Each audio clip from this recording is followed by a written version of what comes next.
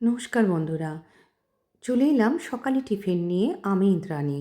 আজ বানিয়ে ফেলছিলাম কিছু মুসুরি ডালকে ভিজিয়ে রাখবে। সেই মুসুরি ডালগুলো মিক্সিতে আধ বাটা মতো বেটে তার মধ্যে একটু পেঁয়াজ কুচি, রসুন কুচি, কাঁচা লঙ্কা, ধনেপাতা কুচি মেশাবে। মেশানোর পর কড়াইয়ে অল্প তেল দিয়ে নাড়াচাড়া করে কিছু বয়েল করে রাখা দুটো আলুর টুকরোকে ডুমো ডুমো করে কেটে ওর সঙ্গে করবে নাড়াচাড়া। যখন দেখবি শুকনো শুকনো খেতে হয় রুটির সাথে খুব ভালো। তোমরা বানিয়ে দেখো, খুব ভালো লাগবে।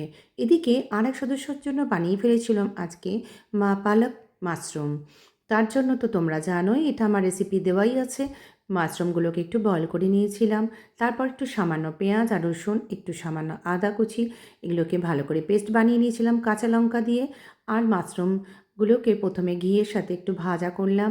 ভাজা করার পর তারপরে ওই পেস্টটা দিয়ে দিলাম আদা, পেঁয়াজ, রসুন আর কাঁচা লঙ্কার।